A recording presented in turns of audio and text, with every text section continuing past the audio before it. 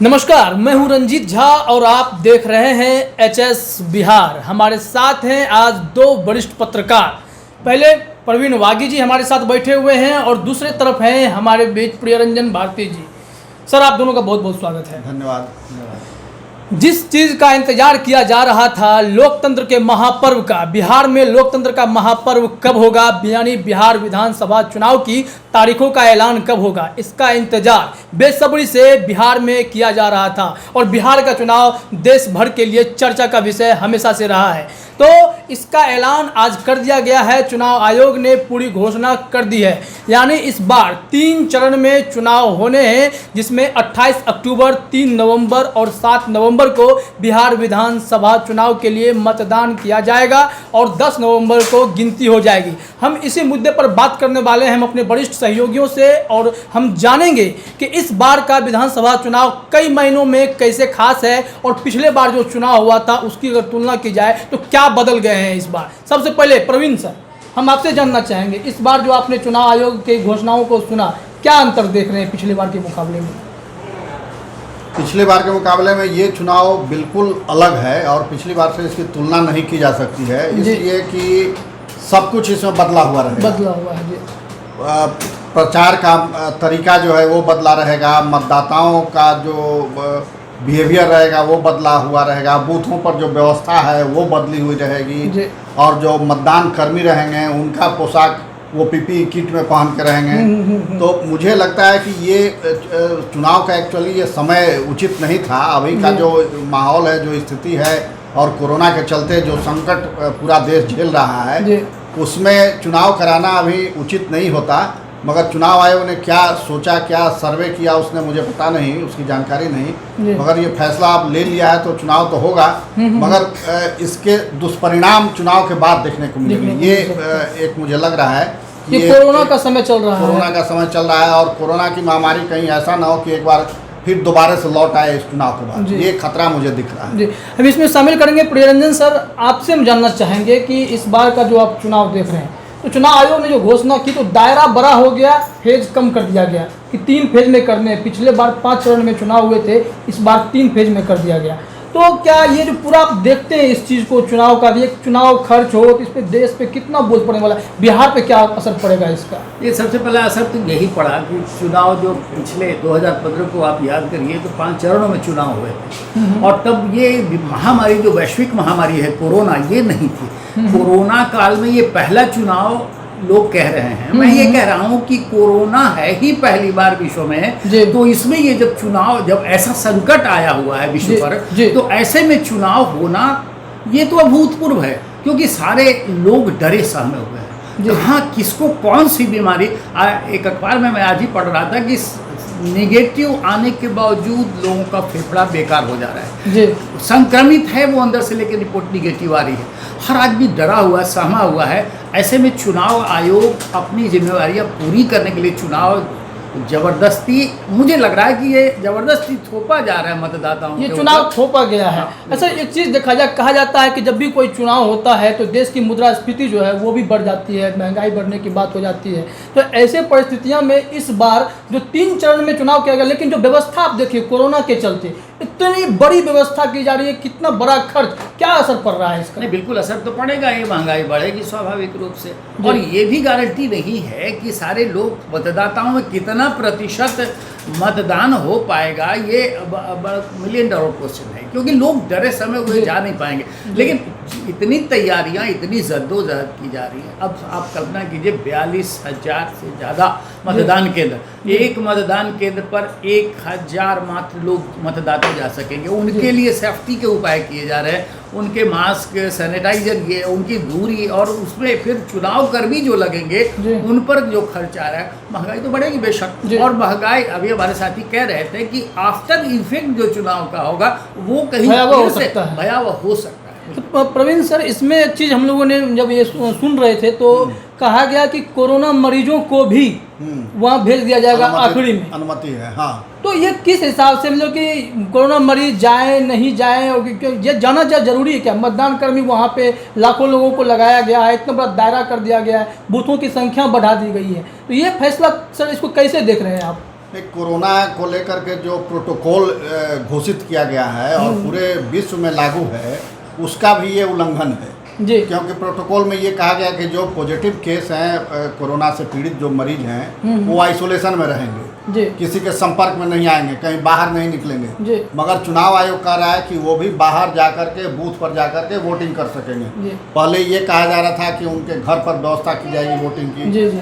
मगर आज जो चुनाव आयोग ने घोषणा की उसमें कहा कि वो अंतिम 1 घंटा उनके लिए टाइम बढ़ा दिया गया है जी। बूथों पर और वो जा करके वहाँ वोट करेंगे। जी। तो ये कितना खतरनाक होगा इसका शायद अनुमान चुनाव आयोग को नहीं है और ये उस प्रोटोकॉल का भी उल्लंघन है जिसका पूरा विश्व पालन कर रहा है, अपने देश में भी उसको फॉलो किया जा रहा है। जी। ये उसका भी उल्लंघन है और खुद चुनाव आयुक्त मुख्य चुनाव आयुक्त ने कहा कि 70 देशों में चुनाव स्थगित किए गए कोरोना के जी चलते। जी, ये कहा गया है। तो फिर आपके यहाँ कौन सी मजबूरी थी कि आप 70 देशों का जो उदाहरण है उसको पीछे छोड़ करके और चुनाव करा रहे हैं?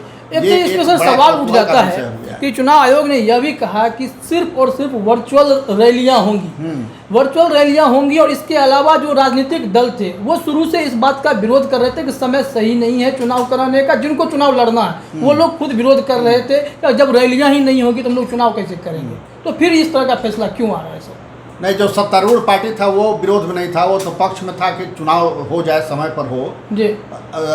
जो राष्ट्रीय जनता दल है उसने जरूर विरोध किया था शुरू में, मगर बाद में वो भी चुनाव के उसमें सहमति उसने दी कि हाँ ठीक है चुनाव होगा तो हम शामिल होंगे, मगर शुरू में विरोध उसने किया था।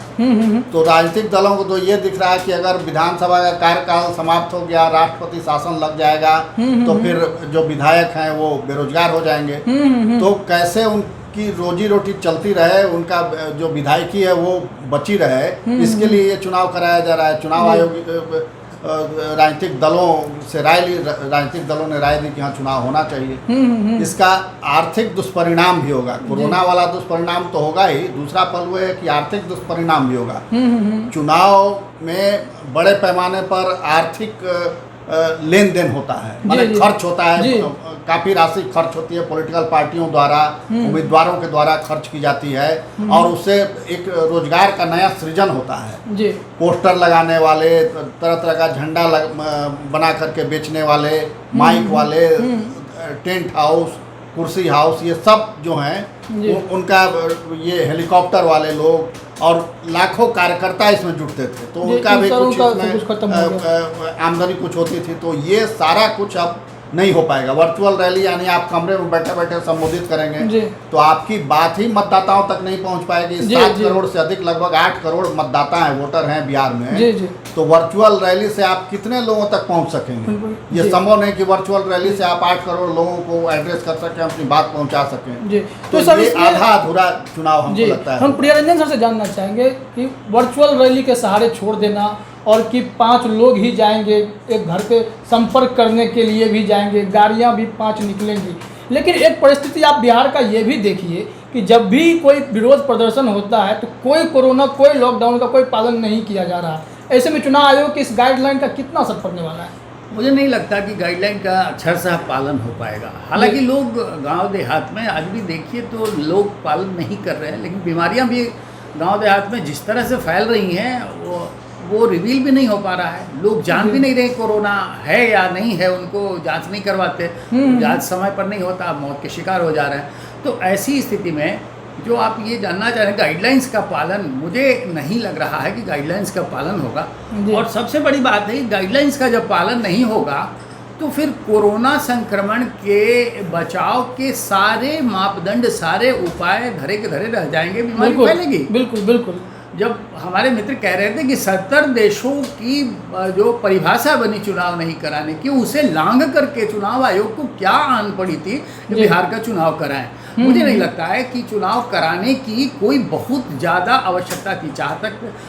चुनाव आयोग चाहता तो इसे टाल सकता था, चाहता तो 2-4 महीने बाद जब ये संक्रमण का दौर खत्म हो जाए तब कराता। कोई पहाड़ तो टूट नहीं रहा था। सरकार तो वही रहती, अगर हम एक्सटेंड कर देते चुनाव को, आगे ले जाते 4-5 महीने तक, तो कोई परिस्थितियाँ, धरती नहीं पड़ जाती, पहाड़ नहीं टूट पड़ता। लेकिन अब पता नहीं क्यों, किस जिद में ये चुनाव कराया जा रहा है, वो चुनाव आयोग समझे, बाकी सरकार समझे। तो सर एक चीज़ और हम लोग चलते चलते उसको बाइंड अप भी करेंगे कि ताकि जो जिले वाइज इसका ये बता भी दिया गया है कि किस किस जिले में कब कब मतदान होंगे और इसकी अधिसूचना भी जारी कर दी जाएगी। लेकिन सर बात वही घूम फिर के आती है कि बिहार विधानसभा चुनाव जो इस जल्दबाजी में की जा रही है, तो क्या इसके जो दुष्परिणाम की आप बात कर रहे थे सर, कि वो दुष्परिणाम लोगों को एक बार फिर से समझाइए कि ये चीज़ें जो है क्या दुष्परिणाम लेकर आएंगी लोगों के बीच। दुष्परिणाम तो ये होगा कि सरकारी खर्च इस चुनाव में बढ़ेगा जी। तो वो सरकारी खर्च बढ़ेगा तो वो बोझ जनता पर आएगा, पब्लिक का पैसा उसमें खर्च होगा, सरकार खर्च करेगी। दूसरे की राजनीतिक दल जो खर्च करते थे, उम्मीदवार जो खर्च करते थे, वो खर्च कम हो जाएगा उनका। तो उस खर्च से एक आर्थिक विस्तार होता था और रोजगार का जो अवसर एक मिलता था लोगों को, वो अवसर इस बार नहीं मिलेगा, छिन जाएगा। तो ये दूसरी क्षति होगी, सरकारी खर्च बढ़ेगा और जो जनता के लिए जो खर्च होता था वोटरों के तक पहुंचने के प्रक्रिया में जो पॉलिटिकल पार्टियां खर्च करती थी वो खर्च घट जाएगा। तो इससे आर्थिक संकट बढ़ेगा देश में। और तीसरी बात यह है कि जो कोरोना अभी थोड़ा सा लग रहा है कि नियंत्रित दिख रहा है, जैसे पहले भयावह रूप था अभी वैसा नहीं है, मगर चुनाव के बाद मुझे इस बात की आशंका दिख रही है कि एक बार फिर से पुराना स्वरूप लौटेगा कोरोना का, महामारी। कई ऐसे उम्मीदवार सर चुनाव में खड़े होते हैं जो कम्प्लीटली इस दौरान अपने चुनाव प्रचार पर ही डिपेंड रहते हैं। एक टिकट मिल गया लेकिन मैदान जब तक पब्लिक से कनेक्ट नहीं हो पाते हैं तो ऐसे में उनका प्रचार पे असर भी पड़ेगा। और इसके साथ ही देखा जाए तो जो डिजिटल की हम लोग बात करते हैं, बिहार उतना डिजिटल तो है नहीं। तो इसमें डिजिटल कंपनियों का रोजगार बढ़ेगा। ये जरूर है कि बाहर से कंपनियां बुलाई जाएंगी, क्योंकि अब गांव देहात के भी जो उम्मीदवार खड़े होंगे ग्रामीण क्षेत्र में, उनको भी प्रचार करने के लिए इसका सहारा लेना पड़ेगा। तो डिजिटल कंपनियों का कारोबार जरूर बढ़ेगा, आईटी सेक्टर का कारोबार बढ़ेगा, उनको फ़ायदा होगा। और इस बहाने ये भी है कि लोग थोड़ा सा अवेयर भी हो जाएंगे कि कैसे इसका इस्तेमाल किया जाए। एक नई टेक्निक भी लोग जान जाएंगे, हालांकि बहुत विस्तार हुआ है उसका, तो ये एक नई टेक्निक जानेंगे। और एक चीज़ और अच्छा किया है चुनाव आयोग ने, कम से कम 3 चरण में कराया है। पिछला 5 चरण था, तो 3 चरण कम है, ड्यूरेशन कम है, तो इससे ड्यूरेशन कम है, लेकिन उसकी वजह से व्यवस्थाएं इतनी बढ़ाई गई हैं कि चुनाव खर्च जो है वो बढ़ गया है। सर आपसे जाते जाते आखिरी सवाल हम ये करना चाहेंगे कि दशहरा और दिवाली के बीच में सब कुछ को निपटाने की तैयारी है। एक तरफ लोग इंतजार कर रहे थे कि हमारा स्कूल खुले, हमारा जो बिजनेस बंद हो चुका है वो शुरू हो जाए, तो ये समय ये नहीं था, ये वक्त वह नहीं था कि बिहार को ज़रूरत थी इस वक्त आत्मनिर्भर बिहार की यहाँ बात की जा रही है, इन लोगों को पहले खड़ा कर लेते, कुछ समय बाद चुनाव करते। मैं वही तो कह रहा था, अभी आत्मबल बढ़ाना, आत्मनिर्भर बनने का मतलब होता है कि हम आत्मबल से लवरेज हों। जब तक हम पूरी तरह से अपने पैरों पर नहीं खड़े होंगे हम आत्मनिर्भर हो ही नहीं सकते। सही कहा आपने कि न अभी बच्चे स्कूल जा रहे हैं, न कोई कर्मचारी बिल्कुल अपने मन से डर को निकाल कर काम पर जा पा रहा है, न व्यापार न उद्योग धंधे चालू हो पाए हैं। आत्मनिर्भर कैसे होंगे? ऐसे में चुनाव की जो समस्या आन पड़ी है, मैं समस्या इसलिए कह रहा हूँ कि जिस तरह से डिजिटली आप चुनाव कराने की बात कर रहे हैं, चुनाव आयोग कर रहा है, कितना वो मापदंडों पर सही उतरेगा, लोग प्रचार में सही वही करेंगे जो चुनाव आयोग कर रहा है, वो देख के बाद में पता चलेगा। लेकिन मुझे नहीं लगता कि सारे मापदंडों का पालन हो पाएगा, और मापदंडों का उल्लंघन होना ही अपने आप में एक भयावहता की स्थिति पैदा कर देगा। ऐसी परिस्थितियों में जब आने वाले दौर में जब पर्वों का मौसम शुरू होगा, त्योहारों का मौसम शुरू होगा, उसमें हम लीक पर लौटने वाले हैं। फिर हमारे साथी जो आशंका व्यक्त कर रहे थे कि हम कोरोना के भयावह दौर में जा सकते हैं, मुझे भी लगता है कि हम इस चुनाव के बहाने से फिर एक भयावहता की स्थिति में लौट ना कहीं जाएं, और चुनाव आयोग को इसको सोचना पड़ेगा। चुनाव आयोग को ये भी व्यवस्था कर देनी चाहिए कि अगर चुनाव के कारण किसी भी मतदाता को संक्रमण होता है तो उसको वो कितना मुआवजा दे। ये चुनाव आयोग ने व्यवस्था नहीं की है, और ये लोगों को मांग करनी चाहिए, मतदाताओं को मांग करनी चाहिए। हम चाहते हैं कि आप चुनाव आयोग को इस माध्यम से सचेत करें कि मतदाताओं के लिए भी अलग से व्यवस्था करें। इसमें एक बात मैं और जोड़ना चाहता हूँ कि चुनाव में 3 पक्ष होते हैं, एक सरकार, दूसरी पॉलिटिकल पार्टी और तीसरा वोटर। और सबसे महत्वपूर्ण भूमिका वोटरों की होती है। वोटरों के लिए ये चुनाव होता है। तो सरकार की राय ली चुनाव आयोग ने, पॉलिटिकल पार्टियों की राय ली गई, मगर वोटरों से कहीं कोई राय नहीं ली गई। वोटरों कुछ नहीं पूछा, वोटर क्या चाहते हैं, वोट देना चाहते हैं नहीं देना चाहते हैं, ये नहीं जाना गया, यानी उनकी उपेक्षा हुई। तो ये एक चूक हुई है जी। बड़ी। और दूसरी की चुनाव की घोषणा अब हो ही गई है तो चुनाव तो होगा, मगर इसका विकल्प ये हो सकता था कि जैसे आप वर्चुअल रैली करवा रहे हैं जी तो उसी तरह ऑनलाइन वोटिंग की व्यवस्था कर देते जी, कि जी, लोग जी। घर बैठे वोट कर देते तो वो ज़्यादा सुरक्षित होता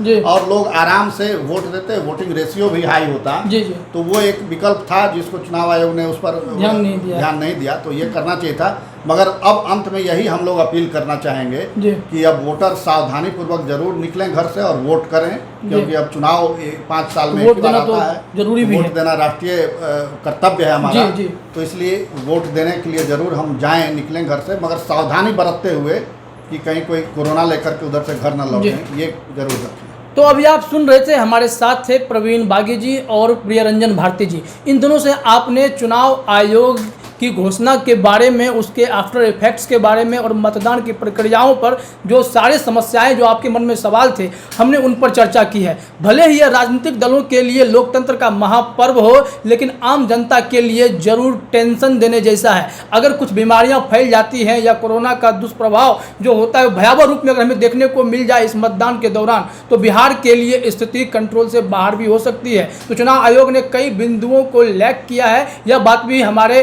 वरिष्ठ सहयोगी बता रहे थे। तो जरूरी है कि आप लोग भी सावधानी बरतें और अब चुनाव आयोग ने घोषणा कर दी है तो बिहार चुनाव को भी सफल बनाने की जिम्मेदारी भी हमारे नागरिक की है। आप लोगों का सर बहुत बहुत धन्यवाद।